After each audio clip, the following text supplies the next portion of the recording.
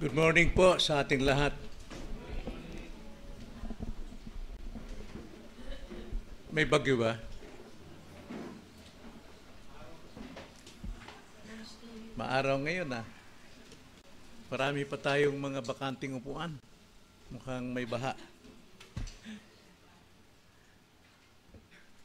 Ngayong umaga po sisimulan natin, sadyang iniwan ko muna ang series natin sa Ephesians tungkol sa kayamanan ng Kristiyano at paano di pamuhay. Nais kong magbalik tayo sa doktrina sapagkat napakalaga po na manumbalik tayo sa ating tinitindigang pananampalataya sapagkat ito ang pinakapuso, pundasyon ng ating pong buhay Kristiyano. Sabi nga sa naging aral ni Pastor RG sa nakaraang mga Sundays na kailangan itayo ang tamang pundasyon. Ang sabi ni Pablo, siya yung nagtayo ng pundasyon o mga apostol ang nagtayo ng pundasyon na walang iba kundi si Kristo. At walang sino mang maaring magtayo na kaiba sa pundasyon kanyang itinatag. At para naman sa mga workers na magtatayo doon sa foundation, dapat din ang kanila pong itatayo sa pundasyon na walang ibang cornerstone kundi si Kristo, ay kailangan nasa ginto, pilak at bato. Ibig sabihin, nasa tamang doktrina na may kaugnayan kay Kristo at hindi dapat magtanim o magtayo sa ibabaw ng pundasyon ng mga kahoy, ng kusot. Ibig sabihin, hindi po mga doktrina. Sapagkat kung nagtatayo ang mga manggagawa after na mailay ang foundation, magtatayo ng iba't ibang doktrina na hindi batay sa pundasyon nating si Kristo, mayroong pagsusulit, babagsakan lahat ng masusunog ang lahat. At ang mga mananampalataya, which is the building, the temple of God, ang sakahin ng Panginoon, ay magdurusa sa kanilang buhay. Sila ay nabibiktima ng mga maling aral.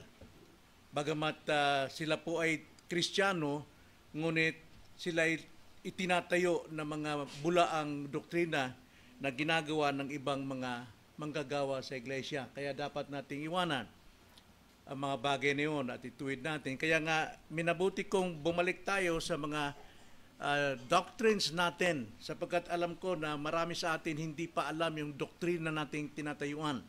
Bagamat na ituro natin ng 1689 na siyang doktrina ng Reformed Baptist, pero kailangan pa rin natin ang ibang mga turo ng mga theologians ng mga Panginoon upang tumibay tayo sa ating pananampalataya. Sapagkat kung hungkag, walang laman yung ating pananampalataya, puros damdamin lamang, luksuhan lamang, awitan lamang, kasayahan, masusunog po yan. Hindi po yan tatagal. Kaya sa atin, sa iglesyang ito, maingat lang tayo sa pagtatayo sa pundasyon na dapat hindi pundasyon ng tao o nasusunog, kundi pundasyong ginto, salita ng Panginoon. Nais ko pong simulan ang series po ng ating pag-aaral ngayon tungkol po sa history of redemption. History of redemption. Ating pong narinig ito sa mga preachings na babanggit yung history of redemption. Redemptive history. Pero wala po tayong buo na pagkakaunawa. Ano ba ito? So ito yung ating tatalakayin para ating pong maunawaan ang redemptive history or historia salutis, history of salvation, ay dapat nating ikumpara din sa order of salvation, ordo salutis. Yun po yung ating pinag-aralan the last time. Kaya ating pong alamin ano ang pagkakaiba ng ordo salutis at ang historia salutis. Ibig sabihin, ano pong pagkakaiba ng order of salvation and redemptive history. Ito pong dalawang ito ay magkaugnay, ngunit magkaiba po ang kanila pong katangian. Kaya yun po yung ating dapat alamin. Sapagkat kung magbabasa kayo ng mga balita tungkol sa mga iglesia sa Google, sa internet, marami kayong makikita na halos lahat ng bumabagsak at nadudurog, nawawasak na iglesia ay dahil humihiwalay po sa doktrina. Tulad lang po ng Saddleback Church na pinangunahan ni Rick Warren. Sila po ay na-excom sa Southern Baptist Conference sapagkat sila ay lumihis sa doktrina na pinanghawakan ng Southern Baptist at higit sa lahat sa Bible. Alam naman natin si Rick Warren, pagka siya ay nag-preach ng Bible, ginagamit niyang Bible, pero ang kanyang pinapaliwanag ay paraphrase, yung kanyang sa isipan niyang paliwanag, hindi mismo yung salita ng Diyos. At dahil dyan, yun ang dahilan para sila po ay humiwalay sa totoong doktrina. At sila po ay nag-anoint ng mga pastora, mga babae, which is wala sa Biblia at wala rin sa doktrina ng Southern Baptist. Kaya sila na-excom. Tulad po ng Hillsong. Sana wag natin gamitin anumang kanta ng Hillsong, gaano mang kaganda ito. Sapagkat punong-puno ito ng immoralidad. Pagdating po sa sex, maging sa pedophilia, yung mismong nagsimula ng Hillsong na ito, ang kanyang tatay ay bumagsak sa ganung klaseng immoralidad, sa pera, sa financial. Sobrang kanilang pag-akit sa mga tao na hindi nila inakit ang tao sa katotohanan, doktrina. Kaya bumagsak sila, pati yung anak na humawak ngayon, kalimutan ko yung pangalan niya, ganun din, pedophilia. Mga batang lalaki,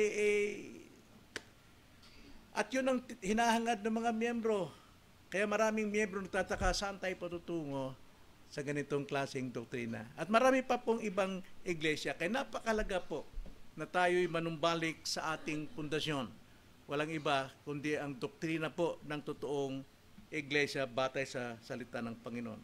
So ating pong tatalakayin ngayon para maunawaan natin ang pagkakaiba po ng redemptive history at saka Ordo Salutis or Order of Salvation. Bago lahat, tayo muna manalangin. Panginoon, maraming salamat po sa umagang ito sapagkat binigyan niyo kami ng kalayaan na balikan namin ang totoo naming tinitindigan, ang pananampalataya na aming tinitindigan. Nawa po, maunawaan namin ito, malagay sa aming puso, upang kami po ay hindi po matulad sa isang sanggol na tinataboy-taboy at hinihipan-hipan ng mga hangin ng mga maling aral sa aming panahon. Na kami po ay tumayo't manindigan sa isang Diyos, sa isang Panginoon, sa isang pag-ibig, sa isang pananampalataya, sa isang bautismo, sa isang iglesia na sumusunod at nananangan sa iyo pong mga salita ayon sa turo ng inyong mga lingkod na walang iba kundi ang mga apostol. Sila po ang nagtatag ng pundasyon sa aming pong pananampalataya. At nawa kami po ay lalago sa ibabaw ng pundasyong ito, hindi sa salita ng tao, paniniwala ng tao, kundi salita ninyo. Walang iba kundi ang banal na kasulatan. Kaya ngayong umaga, turuan nyo kami, samahan nyo kami, ipaunawaan nyo sa amin, bigyan namin ng halaga ang katotohanan at maturuan kami ng totoong pundasyon ng aming pananampalataya upang huwag kaming maligaw at mapahamak kung sakasakali, Panginoon. Maraming salamat po, itong aming dalangin sa pangalan ng Panginoong Hesus. Amen. Pwede kong gamitin to? Deacon?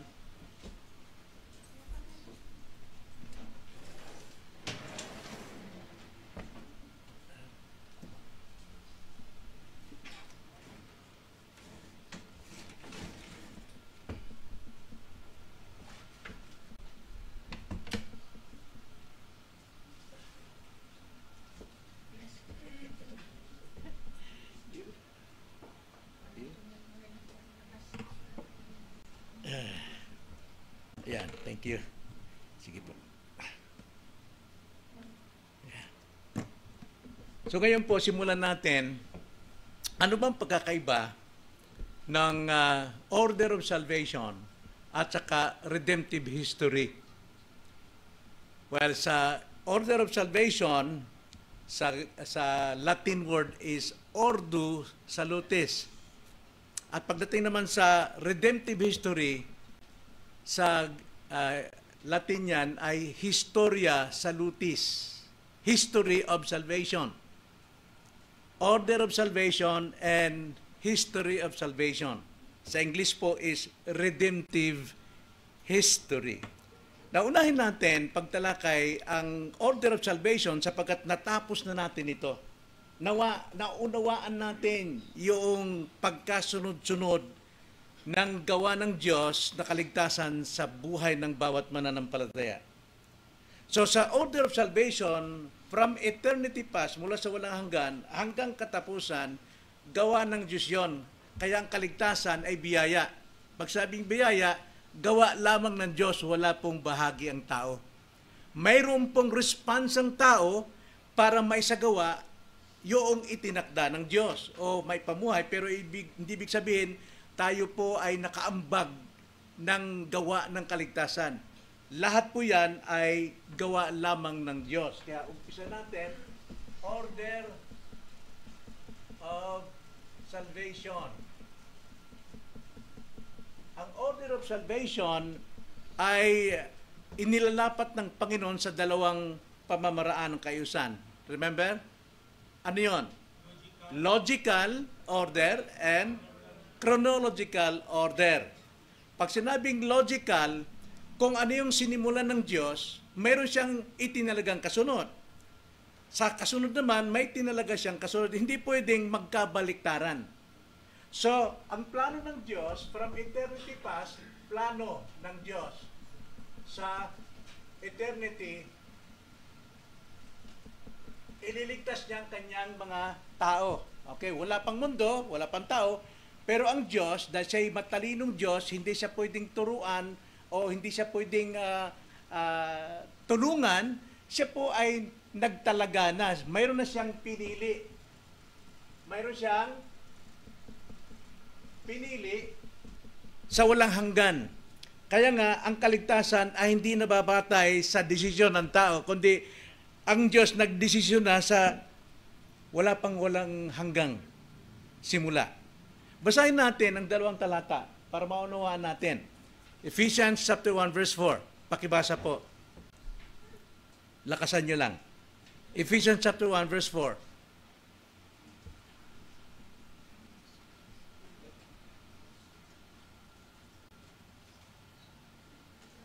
Sige pa. Ayon sa pagkapili niya sa atin, sa Kanya, bago'y tinatag ang sanlibutan. Upang tayo'y maging banal at walang dumis sa harapan niya sa pagpili. Okay? Nakita natin, ayon sa pagkakapili niya sa atin. Kailan daw? Bago likhain ng sanlibutan. Para sa anong layunin? Upang? Okay, so yung pinili niya, itinalaga niya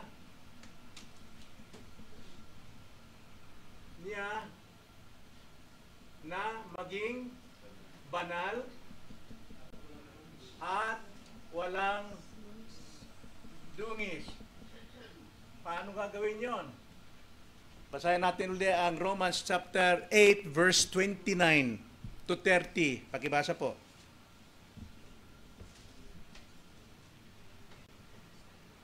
Romans 8, 29 to 30. Sapagkat ang mga nakilala niya ng una pa ay itinalaga naman niya na maging katulad sa larawan ng kanyang anak. Upang siya ang maging panganay sa maraming magkakapatid. At yaong mga itinalaga niya ay kanya namang tinawag, at ang mga tinawag niya ay itinuring niyang ganap. At ang mga itinuring niya at ang mga itinuring ng ganap ay niluwalhati din naman niya. Okay, so nandoon yung walang katapos, walang putol na kadena ng kaligtasan. Ano yung una dyan? Mayroon siyang kinilala. Kinilala, ibig sabihin, pinili or loved.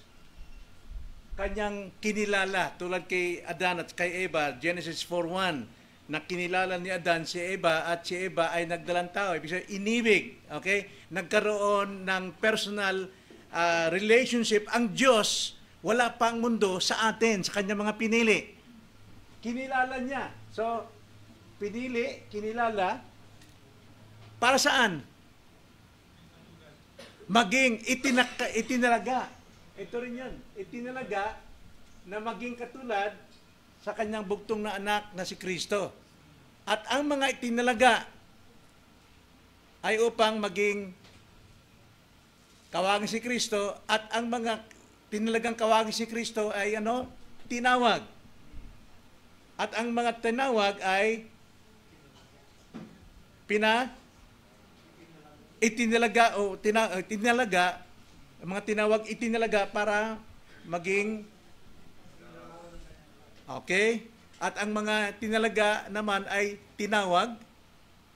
At ang mga tinawag ay okay. So, lahat po ng pinili ay itinalaga. Dito po sa Ephesians chapter 1 verse 4, tinalaga para maging banal at walang dungis. Paano mangyari yon? Yung kanyang kinilala o pinili, love, itinalagang matulad sa larawan ni Kristo, sapagkat sa pagiging Kristiyano, doon lamang tayo magiging banal at walang dungis. So, ang lahat po ng pinili ay itinalaga naman na maging, tawagin. Calling. Okay? At ang mga tinawag, itinalaga na, anong kasunod sa order of salvation? New regeneration. Ipinanganak na muli. Kaya nga pag ikaw po ay pinili ng Diyos bago palikhay ng mundo, itinalaga ka. Okay? Na maging tulad kay Kristo. Paanong paraan? Una, itinalaga tayong tawagin. Itinalaga tayong ipanganak na muli. At pang-apat, ang mga pinanganak muli, itinalaga na ang sunod, conversion. O, ang tawag niyan ay pagbabalik loob. Then, panlima, yung mga na-convert, itinalaga na ma-justify. Justification. At yung mga na-justify, itinalaga na maging adoption, anak ng Diyos. At mga anak ng Diyos, itinalaga na maging sanctified, sanctification. At ang mga sinangtified, itinalaga na mag-persevere to the end. Perseverance. At lahat po ng mga itinalagang ito ay itinalaga para sa glorification. Kaya nga, kung ikay pinili, natural tinawag ka. At sa iyong pagkakatawag, pinanganak kang muli. Regeneration.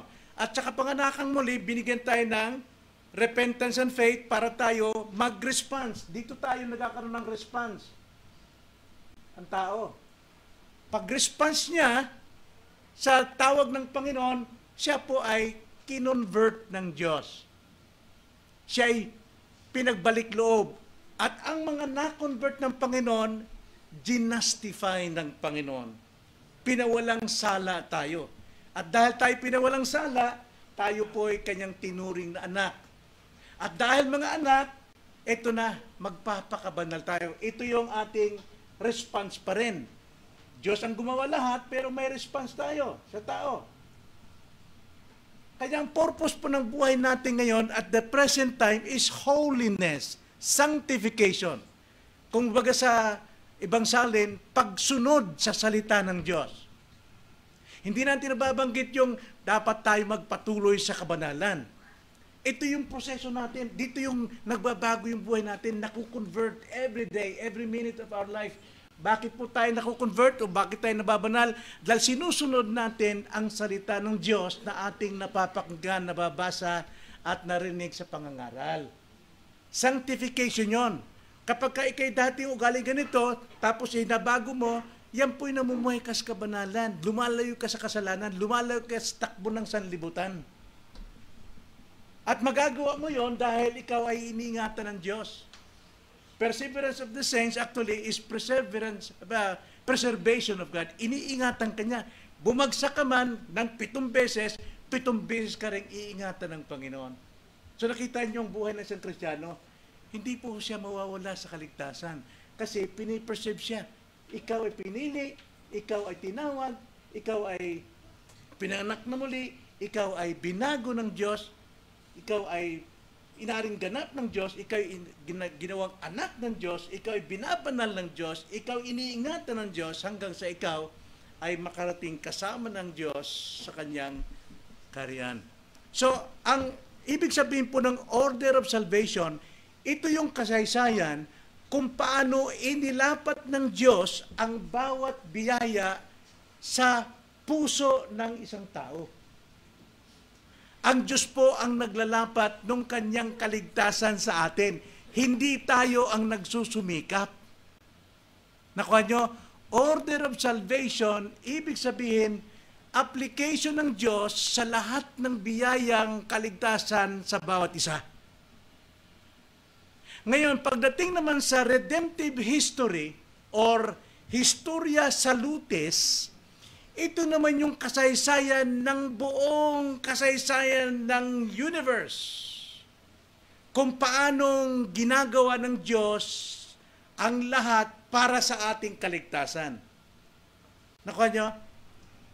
So, hindi po naglikha ang Diyos ng mundo para maglikha siya. May purpose, and what is that purpose? Salvation of His people.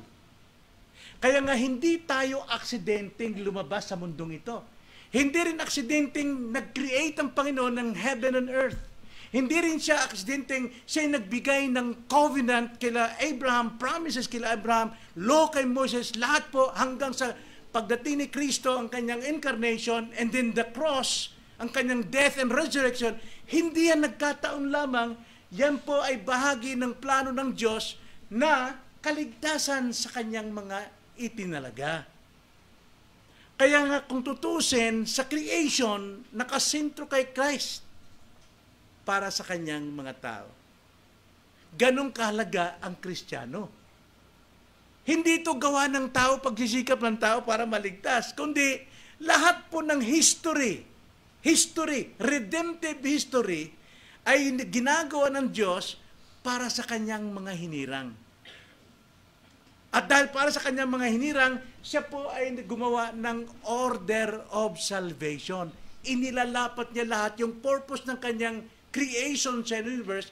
Kanya po itong sinunod-sunod ayon sa kanyang takdang panahon na ilapat sa bawat tao na kanyang hinirang. So tingnan natin, ang order of salvation ay ginagawa ng Diyos sa isang tao para maligtas.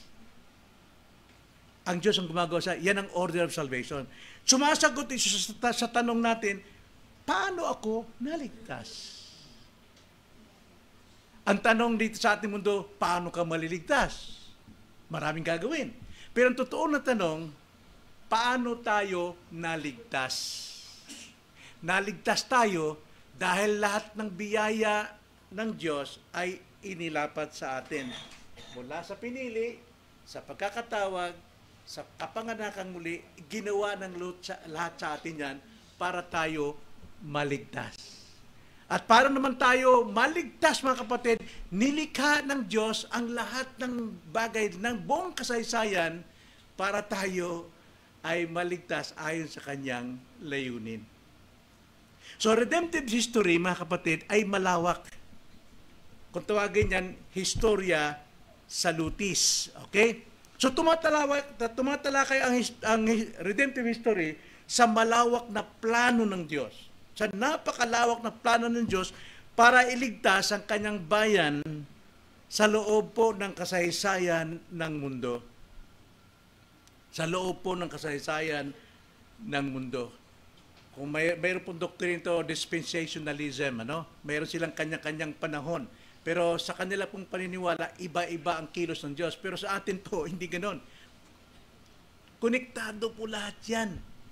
Sa simula ng creation, konektado lahat yan, gumagawa para po mangyari itong order of salvation sa bawat isa.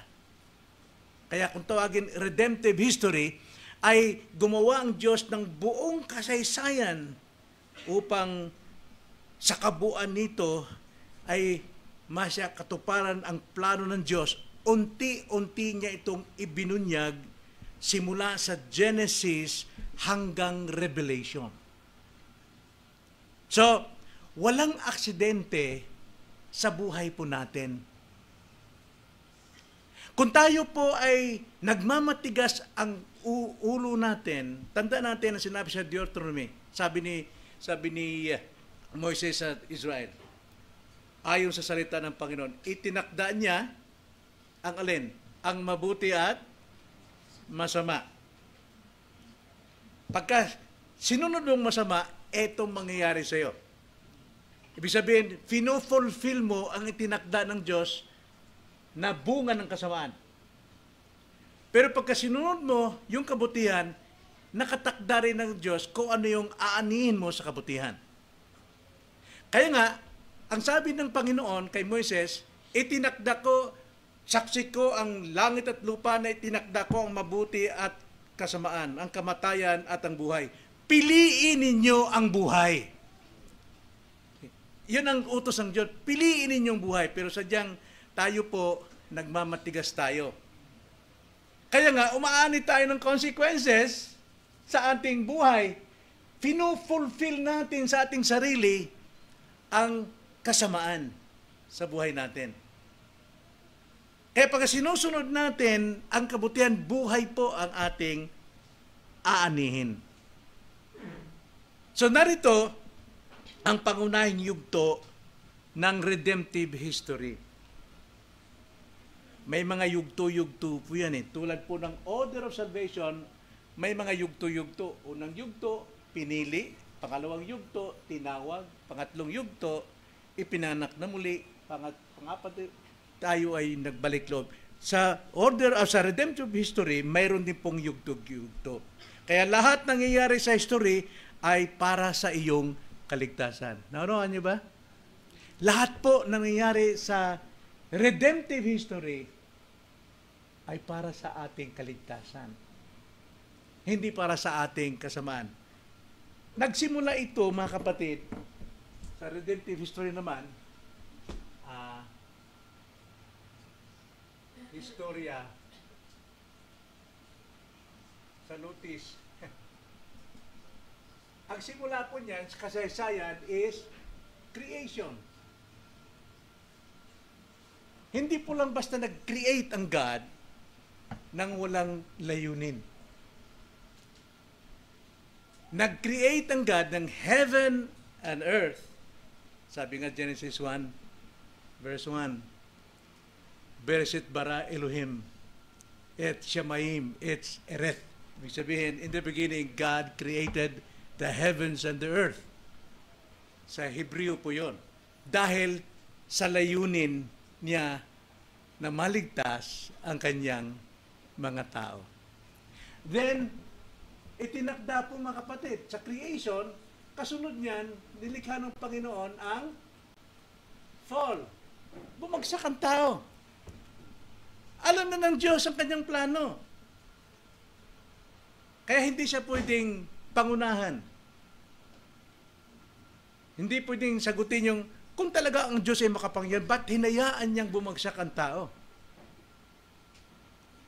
Hindi siya Diyos.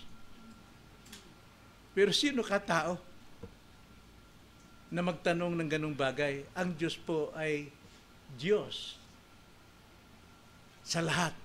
Matalino at hindi siya nahuhuli sa lahat ng pangyari sapagkat siyang pinagmulan. Siya ang nasa kasalukuyan at para sa kanya ang lahat ng kinabukasan. Di ba? Romans 11:36.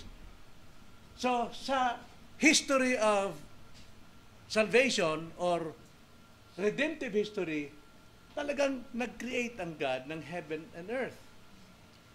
At pinantulot niya ang pagbagsak, paglugmok ng tao sa kasalanan. Pag-aaral natin isa-isa yan, mga kapatid, sapagkat ito yung sadya natin na ating pong pag-aralan about isang yugto. Then, pangatlo, ano po yung pangatlo? Nung bumagsak ang tao, yan po ay ang promise, ang pangako ng Diyos. Covenant. Diyan po natin makikita yung tipan ng Diyos, pangako ng Diyos, covenant with Abraham. Kay Abraham. Hindi po basta lang nagbigay ang Panginoon ng pangako, nag-ayon siya lang sa gusto niya, nagbigay siya ng pangako dahil sa plano niya na iligtas ang kanyang mga tao. So, hindi po basta-basta yung ating kaligtasan, mga kapatid. Planado ng Diyos, gawa ng Diyos lahat. At pang-apat, ito yung pag-aaral natin, redemption. Simula yan sa mga rituals, ceremony sa Exodus. So, lahat po na nangyari sa Exodus, ng mga ceremonias, hindi po yan basta lang ginawang batas. Yan po ay umaanino sa tunay na kaganapan ng pagliligtas, redemption. At yan alam natin kay Jesucristo. So, andyan ang Exodus, andyan yung mga sacrificial systems, andyan po yung mga kings and prophets na nangyari sa ating kasaysayan. Hindi po basta nagkataong kwento lang yan. Lahat yan ay ayon sa plano ng Diyos na kaligtasan sa kanyang mga hinirang. Then, panlima, Christ incarnation. Ang pagkakatawang tao ni Jesucristo. Bakit ganon? Bumabala bang si Kristo, Diyos, nagkatawang tao? Hindi lang po. Talagang yan po ay nangyari. Incarnation, yung cross ni Jesus Christ, resurrection niya, yung kanyang pag-akyat sa langit, lahat po yan, planado yan, para po sa kaligtasan ng kanyang mga tao. Ngayon, kung ikaw mismo nangangaral ng salita ng Panginoon, hindi mo itinuturo ito para tumibay ang mga mananampalataya sa kanilang relasyon kay Kristo, tumibay ang kanilang pananampalataya na hindi mo titinag, saan pupunta? Sa kamalian, at yan nangyayari na maraming iglesyang nawawasak dahil sila'y tumatalikod sa doktrina. Sa tamang aral. Gumagawa sila ng kanya-kanilang mga aral. Kaya, pang-anim, may kita natin ang church age. Bakit mayroong iglesia? May panahon ng iglesia. Sapagkat yan ay para sa mga tao ng Diyos. At pagkatapos, the consummation. Hindi konsumisyon. Ibig sabihin, the second coming of Christ. Pagdating ng Panginoon, magkakaroon ng new heavens and new earth. Kaya mali po yung mga pangangaral na darating ang paggunaw ng mundo. Well, totoo yun. Pero dapat natin kunin ang context. Ano yung magugunaw sa mundo? Ang mga bituin, mga araw at buwan ay magbabagsakan. Saan babagsak? Hindi magkasa yung bituin sa mundo. Yung mundo. So, yan po ay isang figure of speech. Na pagdating ni Jesus Christ, ay magkakaroon talaga ng pagkawasak ng sanlibutan. Pero hindi po yung sanlibutan, yung cosmos, itong earth na ito, but the world system. Di ba ang mundo ay pinagharian ng sanlibutan? Ang paghahari dyan ay ang espiritu ng kadiliman, walang iba kundi si Satanas. Magkakaroon po ng regeneration ng buong sanlibutan. Wawasakin, tutupukin ng apoy ang lahat po ng gawa ni Satanas na naghahari sa kadiliman sa sanlibutan. Well, ating basahin nga ang 2 Peter chapter 3, verse 10. Isa lang to sa mga talata na nagpapatunay na tayo po yung magkakaroon ng bagong langit at bagong daigdig. Regenerated heaven and earth. Ganito ang pagkakasabi sa Peter 3, verse 10 to 12. Ngunit darating ang araw ng Panginoon na gaya ng isang magnanakaw, at ang kalangitan ay maglalaho kasabay ng malakas na ingay, at ang mga sangkap ay matutupok sa apoy, at ang lupa at ang mga gawang naroon ay masusunog. Yamang lahat ng mga bagay na ito ay mawawasak ng ganito.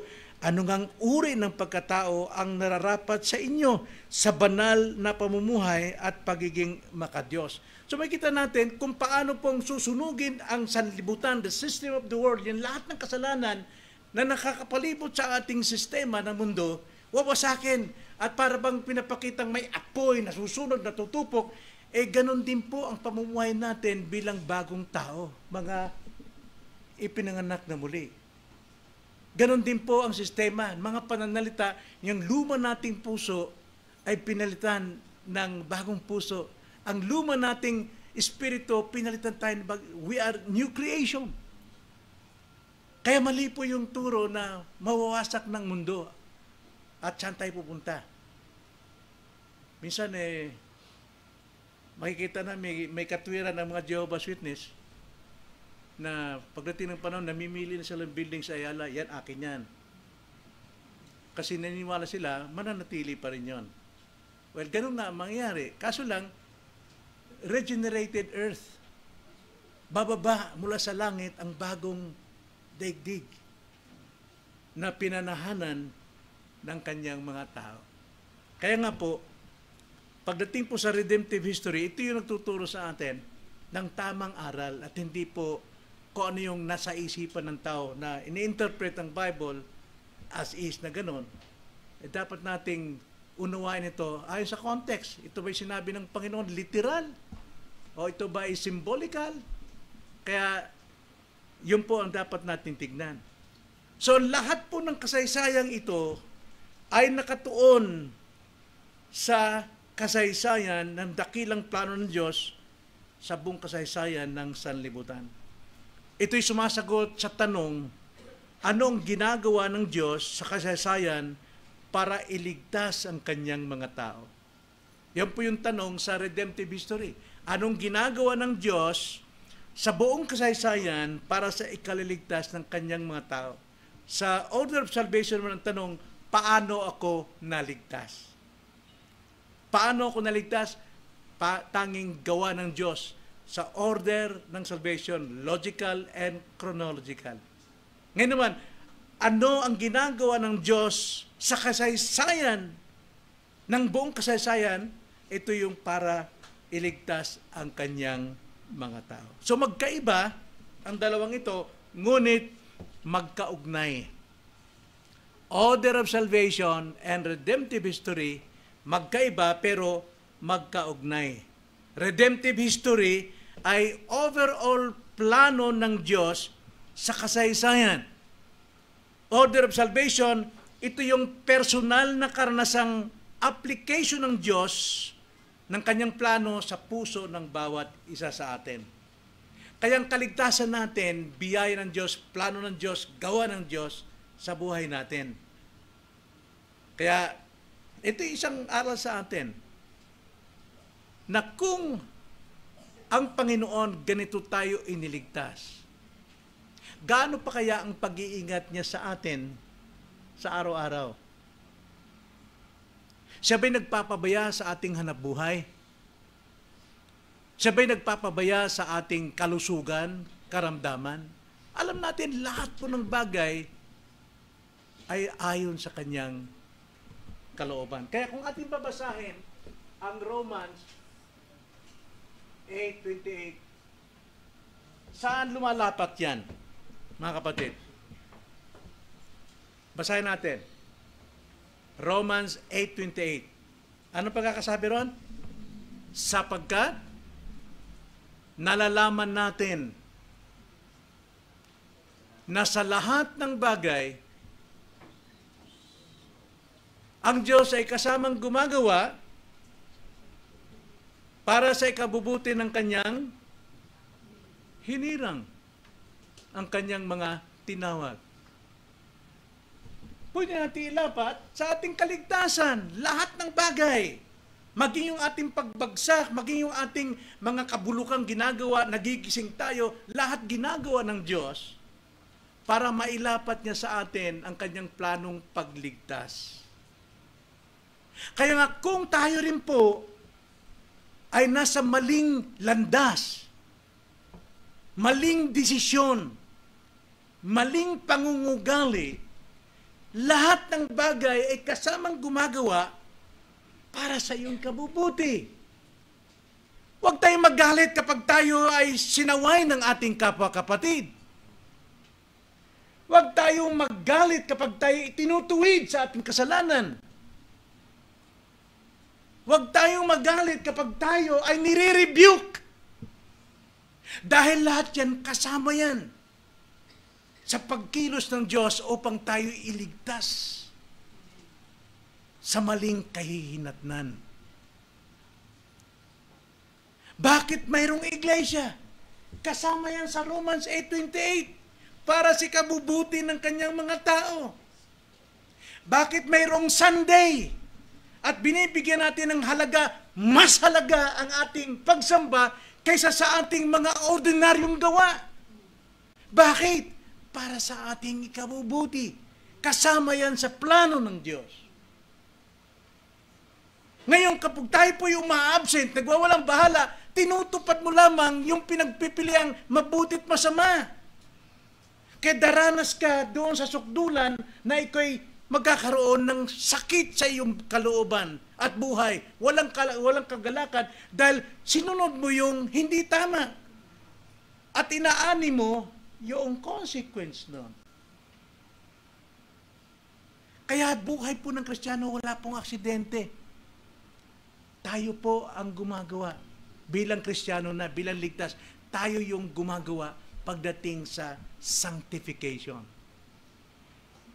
Dapat namumuhay tayo sa kabanalan. Ano uling kabanalan? Paghiwalay sa gawa ng sanlibutan. Gaya nga ng aming pag-aaral kanina, si Haring David, bagamat maraming nanunuligsa sa kanyang masasama, at marami siyang mabubuting bagay na kailangan niyang sagutin, pero pinigilan niyang kanyang sarili, pinanatili niyang banal siya sa lahat ng takbo ng sanlibutan. Tulad sa ating panahon, maraming pastor, Kristiyano nakikipagbangayan sa internet. Hindi dapat yun. Hindi natin trabaho yun. Wala naman nangyari, pastor Oo nga, pero nagkaroon ka ng kapintasan sa iyong mga kapwa-kapatid mananampalataya. Ganyan ba si pastor? Ganyan ba yung iglesia nila? Ganon ba mga miyembro nila? Masamang patutuo yun. Kaya nga sabi nga ni Pablo, huwag kayong makiayon sa takbo ng sanlibutan, kundi magbago ng isip upang magbago rin yung inyong buhay at malalaman ninyo kung ano yung mabuti, banal at kalugod-lugod na kalooban ng Diyos. Kahit sabihin natin, galing mo sa doctrine, pero nakikisawsaw ka sa politika, nasaan yung karunungan? Nasaan yung pagtupad mo sa Romans 12? Kaiba yung sa sandaling sinabi ng Panginoon, sa matinding pagsubok, bibigyan ko kayo ng pananalita sa inyong bibig upang sagutin sila. Hindi yung, ano yung nakita mo, pakita mo kung sino yung kandidato mo. Hindi dapat. We have to persevere sa ating sanctification. Dahil tayo po'y iniingatan ng Panginoon. Kaya nga, kumbaga, ang redemptive history ay ang buong kwento ng kaligtasan. Ang buong kasaysayan ng kaligtasan. Ang order of salvation, paano napasa atin ang kaligtasan. So isang halimbawa, sa redemptive history, si Kristo ay namatay sa krus 2,000 years ago na nakalipas. Ang order of salvation naman, ang kamatayan ni Kristo ay ina-apply sa atin. Sa sandaling tayo po ay pinangaralan, nakapakinig ng salita ng Diyos at sumampalataya. Applied sa atin ang order of salvation. Kanya nga mga kapatid, ang pinakasimpleng sagot sa pagkakaiba ng order of salvation ng redemptive history. Ang redemptive history ay kwento ng plano ng Diyos. Ang kaligtasan sa Biblia. Ang order of salvation, kwento ng ginawa ng Diyos sa puso ng isang mananampalataya ang maligtas. Kaya napakasarap pong pahalaga natin every Sunday, mayroon tayong batayan ng ating pagsamba sa Kanya. Hindi dahil sa kalagayan natin, sa sitwasyon natin, hindi, kundi ano yung kasaysayan ng Diyos pagdating sa kaligtasan at paano niya inilapat ang kaligtasan ito sa ating mga puso. Yun ang dapat manatili sa atin. Okay. Lord willing, by next Sunday, isa-isahin natin ang mga yugto ng kasaysayan ito sa ating kaligtasan. Tayo manalangin. Panginoon, nagpapasalamat kami sapagkat ang mga salita ninyo'y bukas para sa amin. Walang ibang katotohanan. Hindi maaring magkamali at walang pagkakamali ang iyong mga salita lamang na siyang nakapagpabago ng aming kaluluwa. Nagbibigay sa amin ng totoong karunungang kumikilala sa inyong pong pagka-Diyos at pagkasoberano. Kaya Ama, patuloy niyo kaming turuan sa mga susunod pang mga araw upang tumibay kami sa aming paninindigan. Alam namin kung ano yung aming tinitindigang pananampalataya. Maraming salamat po itong aming dalangin sa pangalan ng Panginoong Jesus. Amen.